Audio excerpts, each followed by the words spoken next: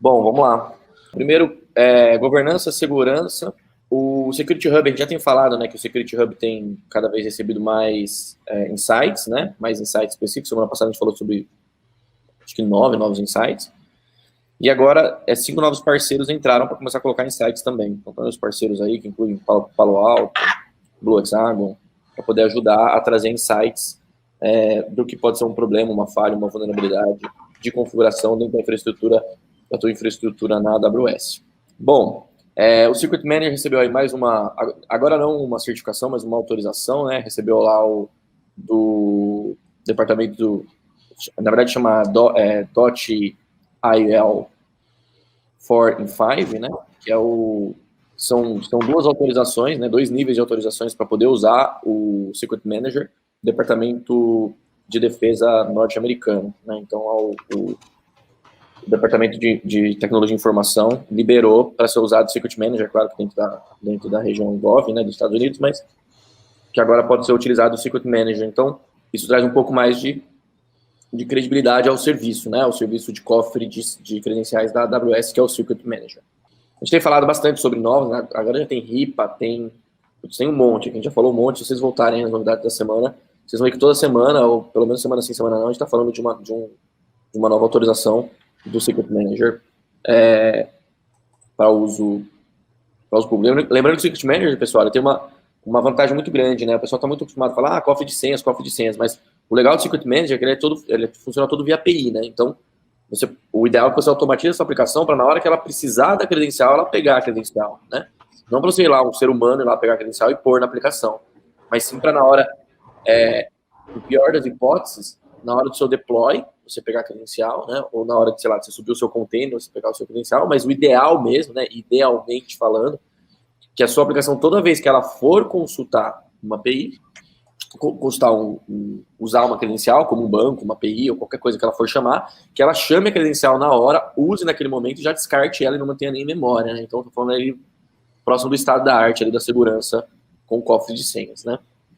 Para isso, você precisa de um serviço que responda, né? Eu tenho um caso de um cliente bem grande aí do mercado financeiro, que ele tem um cofre de senhas muito legal, mas ele não pode usar, porque se ele usar, as aplicações vão derrubar o cofre de senhas dele, né? Porque o cofre de senhas dele hoje roda um Prime e tal e tudo mais. Então, o Secret Manager, ele é um serviço serverless, né? Você paga pelo que usa, então não tem essa associação de tamanho de serviço e tal, né? O máximo que vai acontecer são limites, soft limits ali que você pode aumentar. Depois, uma solução bem legal aqui, eu vou até uma solution, né? Essa solução aqui da AWS, então é uma solution, na verdade, né? Ela integra o Firewall Manager, né? Que o Firewall Manager, ele já gerencia, né? O AFIS e Security Groups de contas distintas, né? O que acontece é que agora você tem uma solution, né? Uma solução da AWS para você gerenciar e controlar uma base de dados separadas, onde você pode ter controle, versionamento, tudo isso ali para um cockpit, para que o seu pessoal de segurança da informação trabalhe de forma centralizada com os security groups, com o AF, né? Então, uma solução bem legal. Eu confesso que ela foi divulgada bem recentemente, né? Ela foi divulgada ontem, se não me engano, dia 1º. Eu confesso que ainda não testei, mas é uma solução que mostra ser bastante interessante aí e vale a pena testar. Devo testar ela nos próximos dias aí. Próxima. Bobagemzinha, mas de um serviço que tem sido um pouco utilizado, está ficando um pouco caro aqui no Brasil, para a gente aqui do Brasil, esse serviço, né? É o VPN site, client to site da AWS. Então, ao invés de você subir um OpenVPN, de você subir um Checkpoint, um Palo Alto, um PathSense, você tem um serviço gerenciado para VPN Client to Site da AWS, que nada mais é do que um OpenVPN embedado ali dentro da infraestrutura da AWS. Você paga um valor pelo endpoint e um valor por usuário que conectou, né? Então, essa continha está ficando um pouco alta aí para os clientes. Está valendo mais a pena subir um par, assim, mesmo com gerência, né? Está valendo mais a pena subir um par de OpenVPN do próprio Marketplace, ali que você paga, sei lá, alguns dólares por mês, alguns dólares por ano para ter a licença do OpenVPN que tem painel, ou usar o próprio OpenSource, que dá para a gente fazer algumas automatizações bem legais ali com scripts para ter MFA, integração com AD, esse tipo de coisa, né? Mas a ideia é que esse serviço evolua e a gente espera que esse serviço também baixe o preço. A gente tem dado bastante feedback. A ideia é que esse serviço baixe o preço ao longo do tempo. A novidade que esse serviço tem é que agora é possível o cliente conectar com o cliente. Então, é possível, por exemplo, eu, da minha máquina, acessar a sua máquina, né, se nós dois estivermos conectados. Mas, veja, o VPN Client to Site, ele não é usado só para Client to Site, né? A gente sabe disso, né? Como ele suporta credencial do usuário e senha, ele também suporta chave, é muito comum a gente usar, por exemplo, aqui na da rede a gente usou durante muito tempo essa solução, hoje a gente não utiliza mais, mas a gente tinha uma VPN dentro de um PABX que eu entregava no Privacy para o meu cliente, hoje a gente está migrando tudo para cloud, então deixou de ter essa necessidade, então, mas ainda tem muita gente que tem essa necessidade de mandar um equipamento, né, e já vai com o cliente de OpenVPN ali. Ele é um OpenVPN client to site, porque você não sabe onde aquele PBX vai estar, qual IP que vai estar e tal, tudo mais. Então, não dá para você fazer uma site to site. E aí, ele, uma vez conectado na internet, ele vai lá, bate e se conecta no server. Então, acaba sendo uma site to site, mas utilizando recursos e features do OpenVPN client to site, né? Isso faz com que, por exemplo, você pode usar o VPN Client Site da AWS para esse tipo de característica. Então, imagina que você tem, sei lá, firewalls espalhados aí, você vende serviço de firewall, sei lá, PFSense. Você vende PFSense, você tem, cara, 200, 300, 1000 PFSenses vendidos aí pelo Brasil e você quer gerenciar todos eles e tal. Então, você pode deixar o agente ali e eles, não importa o IP do seu PFSense está atrás, o IP público, ele vai sempre se conectar lá na VPN Client Site da AWS para você poder gerenciá-los e tal. Pegar um IP, injetar uma rede atrás dele. Apesar de pouco usado, de cara, né? Uma funcionalidade que já tem no OpenVPN desde sempre, mas que não tinha ainda, né? Essa questão também, Cris, do gerenciado, né? O gerenciado ele vem meio capado de funcionalidades, aos poucos ele vai ganhando as funcionalidades que o galera pede mais. Bom, CloudFormation Guard, já falei dele aqui, né? Então é um binário, uma CLI, para você poder fazer auditoria dentro de CloudFormation. Volta nas lives anteriores aí, veja todas que você vai saber o que é o CloudFormation Guard. Ele é open source, mas ele estava disponível em preview, né? Então não era recomendado para você utilizar ele em produção, porque tinha muito bug ainda, agora está recomendado. Então, pode utilizar lá para você fazer a validação ou pôr na sua pipeline de CloudFormation para você validar se o seu CloudFormation está seguindo os parâmetros de segurança adequados, né? Se você não está fazendo caquinha lá no CloudFormation. Do tipo Security Group aberto, sabe? Outra novidade é AppSync, né? A ferramenta que usa GraphQL para fazer integração entre dados de aplicações diferentes, né? Então, eu consigo integrar lá Salesforce com não sei o que, com não sei o que, com a minha base de dados, com não sei o que, deixar esses dados síncronos. Então, eu faço chamadas nele, ele vira ali o meu hub API de dados, né? Para mim garantir que os dados... Eu tenho um lugar, um ponto único para buscar os dados. Agora, ele suporta o WAF. Então, isso é uma novidade bem rara, bem difícil de acontecer, né?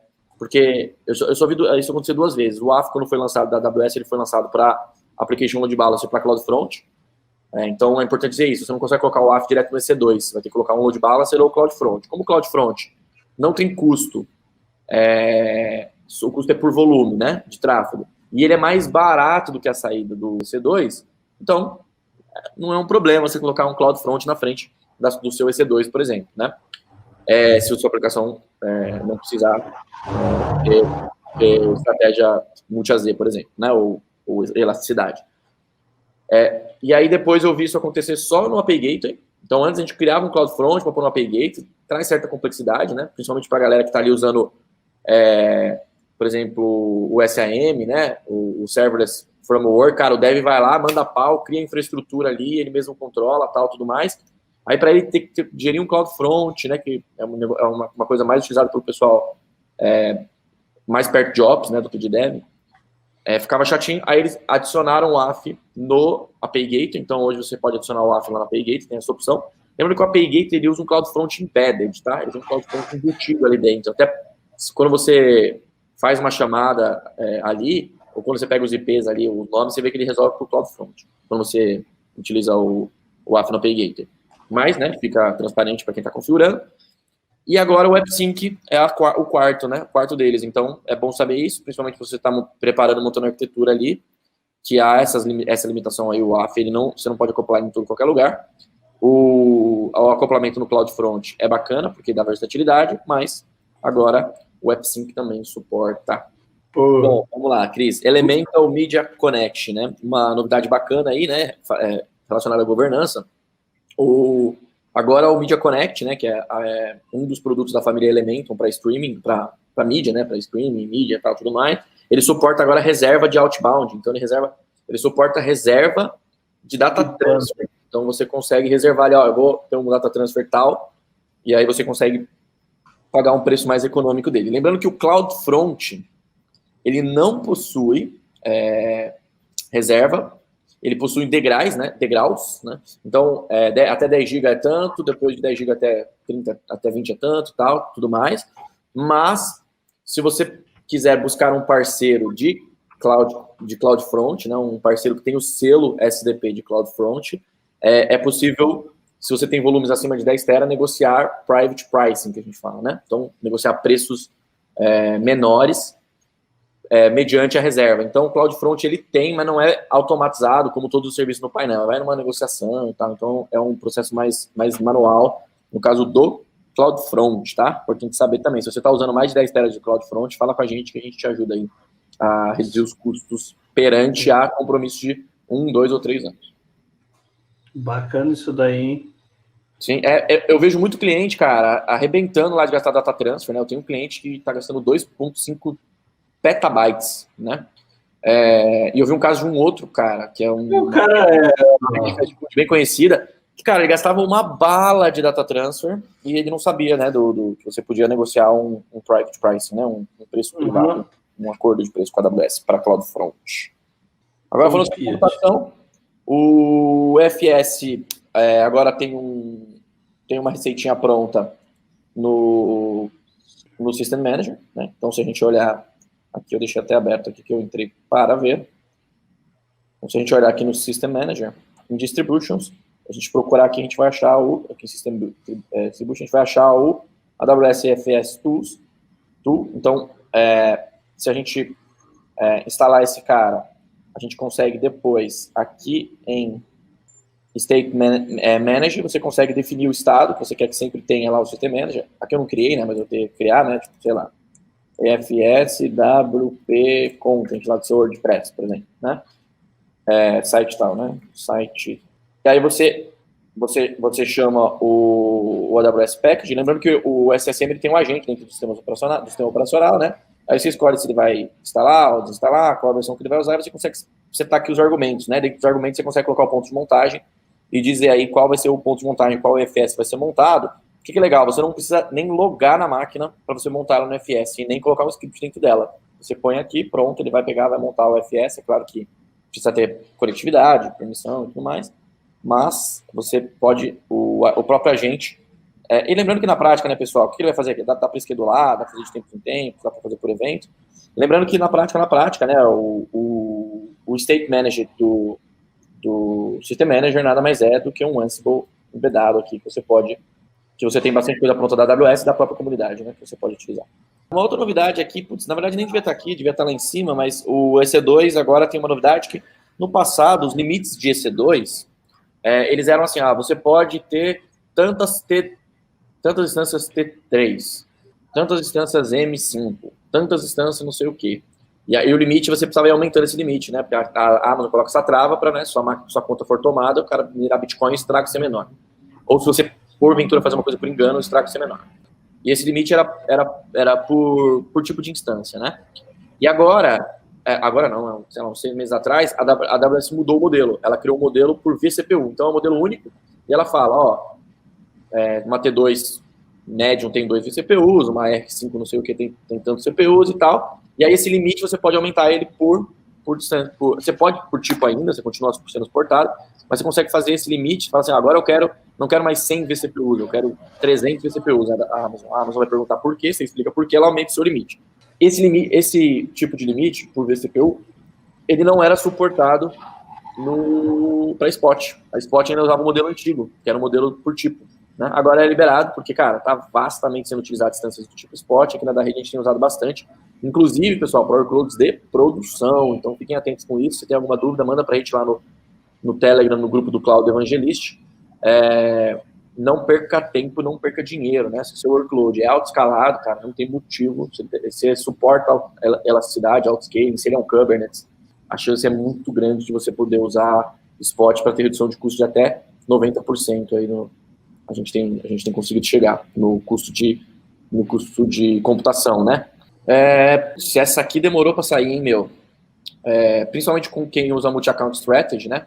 Você poder compartilhar as imagens do do Workspace, né? As imagens do Workspace não eram compartilhadas, você criava, ela ficava só dentro da sua conta, diferente do EBS, por exemplo, do Snapshot, por exemplo, do EC2, que você consegue compartilhar, no serviço de VDI, que é o Workspaces da AWS, você não conseguia, agora você consegue compartilhar essas imagens, um pequeno passo para o Workspace, mas um grande passo para a comunidade AWS. Cloud. E agora, uma das que o Cris gosta, hein?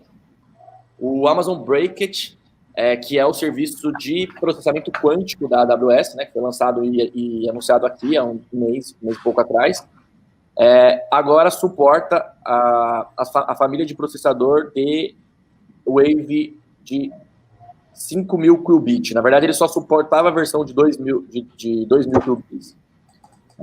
E agora ele suporta a versão de 5.000 qubits. Né? Então, a D-Wave, na verdade, pessoal, é o fabricante dos processadores quânticos, né, que a AWS utiliza. E ela tem, que eu conheça, né, que eu já tenho ouvido falar, duas famílias, uma de 2.000 e 5.000 qubits, agora a AWS lançou de 5.000 qubits. Então, veja, pessoal, 5.000 qubits. Quando a gente fala qubit, nós não estamos falando de bit, nós estamos falando de bit, nós estamos falando do análogo do bit para processamento quântico, né? Tipo um regaço. Exatamente. Olha a ordem de grandeza que a gente fala de bit, a proporção, né, do tamanho de palavra, que a gente está falando de bit para qubit, né, pessoal? Então, assim, eu vi um caso, um tempinho atrás, que, se não me engano, eram os processadores da D-Wave, que fizeram um teste de processador não, eu acho que é da IBM, se não me engano, que era um processador maior, era um processador de 50 e tantos qubits. Ele tinha capacidade, assim, era uma coisa assim, uma capacidade de fazer um processamento de machine learning, específico ali, processamento de probabilidades. Ele tinha capacidade de fazer, ele conseguiu fazer em 3,2 minutos, e gastando uma miséria de energia, o que um processador, o superprocessador, esses superprocessadores que a gente tem aí, demoraria 5.000 anos para processar. Então, é um negócio surreal, assim, a ordem de grandeza de processamento quântico é uma ordem de grandeza totalmente diferente. Você tem à sua disposição para fazer a computação híbrida, né? Então você tem as suas APIs e tal, mas você manda os seus modelos serem processados por processamento quântico, que traz de volta e tal. É algo que, cara, já está revolucionando a computação, principalmente a parte de inteligência artificial, machine learning e processamento de dados de muitas probabilidades, né? Bem interessante o Outposts agora suporta S3, né? Nós anunciamos aqui que o Outpost está disponível no Brasil já, então você pode pedir um Outpost, um servidor da Amazon para vir dentro da sua casa e expandir a sua rede. Você tem EC2 dentro da sua infraestrutura, né? Gerenciado pela própria console da AWS, com os mesmos controles e tal. E agora o S3 também. Então você pode ter um S3 bucket aqui dentro da tua própria infraestrutura, né? Tem um videozinho da própria página do anúncio, né? Dizendo do Outpost, explicando e dizendo, falando os detalhes aí de como vai ser o uso de EC2 dentro de on-premise, né? Event Bridge Schema Registry, na verdade, o que acontece? O Event Bridge agora, ele possui esquema, então, parecido com o Elasticsearch lá, sabe? Você consegue setar o esquema para quando aquele dado entrar, ele só vai entrar naquele formato, cara. Se ele entrar naquele formato, você vai ou auto-preencher, preencher com valor zero, para facilitar ali a comunicação dos eventos, né? O Event Bridge é a ferramenta de serviço gerenciado da AWS para evento, né? Para arquitetura orientada a evento. A Amazon tem o MSK, vamos falar sobre ele aqui daqui a pouco, mas ele tem o Event Bridge agora suporta esquema. Então você definir ali esquema padrão, padrões de JSON para quando o dado for recebido. Code Pipeline. Code Pipeline, a ferramenta de pipeline da AWS, né? Ele tem um problema sério, né? De uma limitação ruim, vamos dizer assim, que é o suporte a GitHub, suporte a origens, né? As origens são muito limitadas do pipeline, né? Por exemplo, no Jenkins você tem Git, você vai lá e põe Git. Bom, cara, Git, você vai usar o Git em qualquer lugar, pode ser o Git instalado no EC2. Agora, no caso do Code Pipeline, ainda não, mas ele liberou agora suporte ao GitHub Enterprise, para quem está usando a versão paga instalada em servidor, vamos dizer assim, seja lá onde for. E ele também agora suporta Git Clone, né? Então, legal que antes ele não suportava o clone, né? Então, você não conseguia pegar todos os metadados do Git para você poder analisar branch, esse tipo de coisa, ou de repente até devolver de volta para o Git alguma coisa em tempo de pipeline. Então, essas são as duas novidades, né? Ele suporta agora o Git Clone e tem uma origem a mais. Ele suporta Bitbucket, suporta GitHub, suporta agora GitHub Enterprise. Por exemplo, GitLab não é suportado. Existe uma solução para fazer isso, né? Existe uma solução para fazer isso usando o Lambda. Mas, cara, né, não é nativo lá, não é plug and play botãozinho, né? Começou as magias. E code commit. E code commit também. Começou as magias. Começou as magias. Lá veio o Flávio com as magias. Mas assim, dá para fazer, mas, cara, tem que analisar a vez compensa, né? Não é nativo. Se sair de um... Até porque se você tem o GitLab, provavelmente o seu CI você vai fazer no próprio GitLab, né? Mas o seu pipeline. É o que espera-se, né? Exatamente. Bom, saiu a preview do SDK para ECS, né? Falamos sobre SDK aqui, a camada de abstração do CloudFormation. Existe SDK para Terraform também, que a gente falou, mas não é desse SDK que a gente está falando. Esse é o SDK da AWS, que por baixo dos panos ele usa CloudFormation.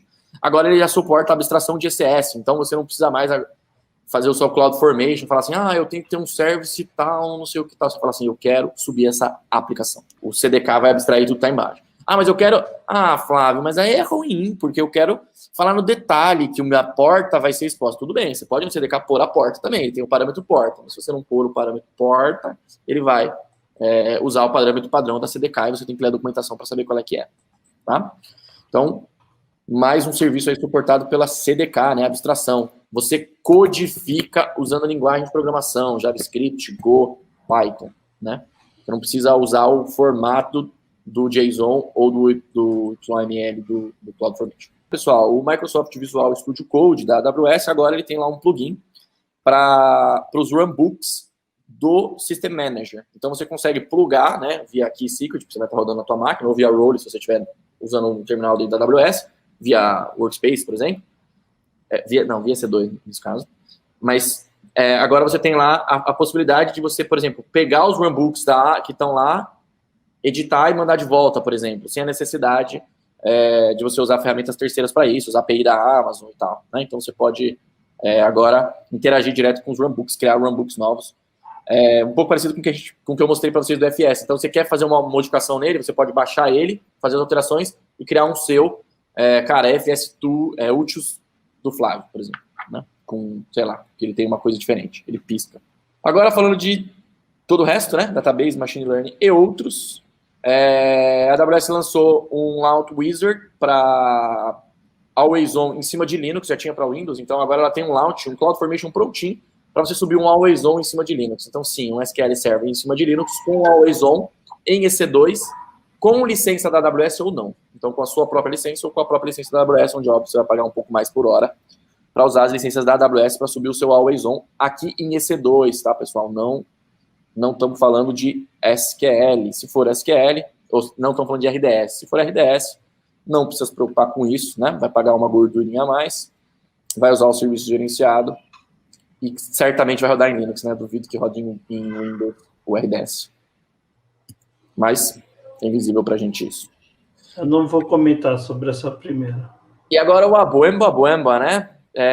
Lançamento geralmente.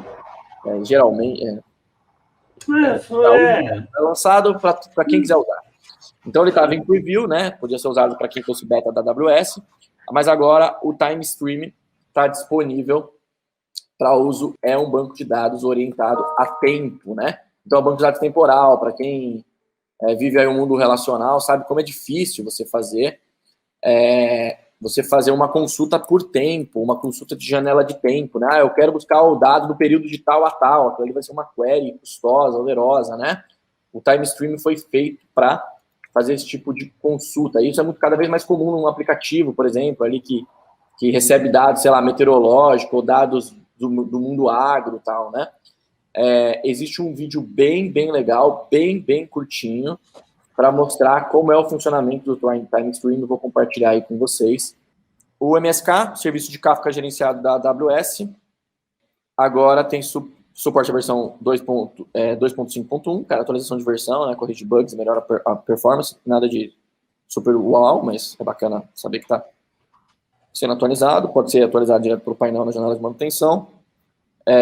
Como é minoritário, pode ser agendado, quem tem a atualização automática vai rolar. E também agora tem suporte à expansão automática, né? Uma funcionalidade que demorou para sair no RDS, mas o RDS já tem. Então, quando está chegando no limite do seu disco, do seu Kafka, ele vai aumentar o tamanho do disco.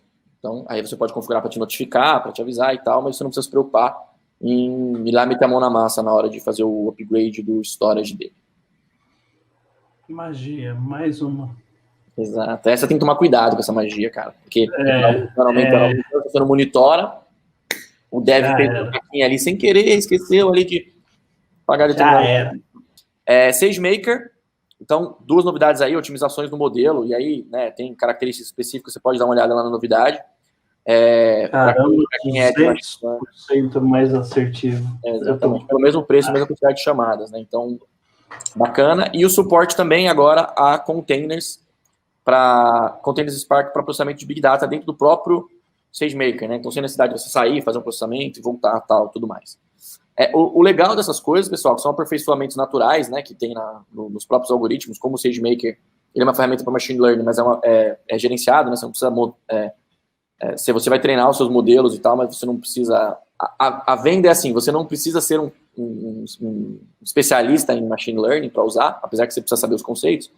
Mas conforme vai melhorando os algoritmos, ou mudando o processamento embaixo, ou o hardware que está fazendo e tal, a AWS vai dando mais performance, que vai na prática reduzindo o custo, né? Bom, o TextRact suporta bucket como destino agora, né? Então a gente pode, antes você fazia a chamada no TextRact, ele te dava o retorno, você pegava esse retorno e fazia o que você queria, via HTTP. Agora ele suporta o destino já no bucket S3. Então você pode falar assim, o TextRact, pegue essa imagem, está lá no S3, extrai o que tem de texto e mande já para o bucket do S3. Então você não vai ter que pegar e manusear esse dado na sua aplicação para mandar para outro lugar. Você pode, o próprio TextRact vai mandar direto para S3 por dentro, né? Então, uma novidade, parece simples, mas é uma novidade que, cara, para quem usa o TextRact vai fazer uma baita de uma diferença, né? O TextRact, serviço de ferramenta artificial para fazer a CR, né? Para extrair dados via chamada de API, ele vai extrair dados de imagem, já falamos bastante dele aqui também. E o Pinpoint, né? Que é o serviço para controle de fluxo e notificação de marketing, né? Era um serviço da Amazon.com ali para você gerenciar ciclo de vida e comunicação com o cliente, tá? Uma ferramenta bem alto nível. Agora ele suporta a trigger para notificação baseada em jornada. Então, você consegue criar uma jornada ali do cara, ó, sei lá, ele entrou aqui, ele é anônimo. Aí ele fez o cadastro, ele é cadastrado. Aí ele fez uma compra, ele é comprador. Então, você consegue desenhar esse fluxo e aí mandando as notificações para eles baseado em fluxo. Antes não, antes você categorizava ele como ele era e aí você jogava para a aplicação a jornada, né? Essa jornada ali do cliente no teu e-commerce, na sua plataforma e tudo mais, né? Agora ele mesmo já coordena a jornada. Então, via evento, ele consegue trocando o cara ali de um momento para outro, do tempo de vida de marketing, aí uma coisa mais específica de marketing, né? E o IoT Core agora suporta como saída direto o Time Stream, que acabou de ser lançado, né? Então, já foi até colocado na documentação oficial lá do IoT, do Time Stream, o IoT como uma entrada de dados, né? Então, as entradas de dados suportadas são Kinesis, Lambda, por motivos óbvios, você pode fazer uma chamada HTTP, ou o IoT. Então, você pode mandar direto ali, né, através de um tópico ali, mandar a saída direto para por exemplo, o seu sensor lá que está coletando de tempos em tempos ali, coletando a temperatura, cada 1 segundo, você pode mandar para o seu IoT Core, para mandar já para o Time Stream para esse cara ser facilmente depois você poder pegar, qual é a média da temperatura nesse range de período, né? O Time Stream é o cara para fazer isso. E aí uma novidade, né, pessoal, se já falei, eu vou revisitar, é o detecção de anomalia no billing. Então, o billing agora, ele tem, dentro do Cache Explorer, ele tem detecção de anomalia. Antes você conseguia criar regras, se o meu billing do dia passou de tanto, foi menor que tanto, tal. Mas assim, essas regras em geral são meio burras. A gente fazia regras utilizando machine learning para fazer outras coisas, do tipo, às vezes o meu billing tá igual, mas cara, eu acabei de desligar $10 mil. Por que tá igual? Né? Ele deveria pode ser que, na verdade, eu tive um ganho de $10 mil de uma bobagem que não deveria ter acontecido. A análise estática, ela vai olhar, cara, meu billing era $50 mil, continua $50 mil, né? Com a detecção de anomalia, Primeiro, cara, que você não precisa se preocupar, né, com gerar isso, com gerenciar isso. Você habilita a detecção de anomalia. Se qualquer coisa estranha acontecer no seu BIM, você subiu um workload novo, o BIM aumentou muito, caiu muito, ele vai te notificar, te avisar. Então, a gente já está usando isso para cliente, foi anunciado faz uma semana, acho que um pouco mais de uma semana, acho que uma semana. E a gente já está usando para cliente aí, tem gente da rede que já compartilhou comigo que está utilizando, o cliente está super satisfeito aí com a detecção de anomalia do CloudFront, do Custom Explorer. Então, não estava na lista, mas fica a dica. Se quiser mais informações, entre em contato com a gente. Pessoal, obrigado demais.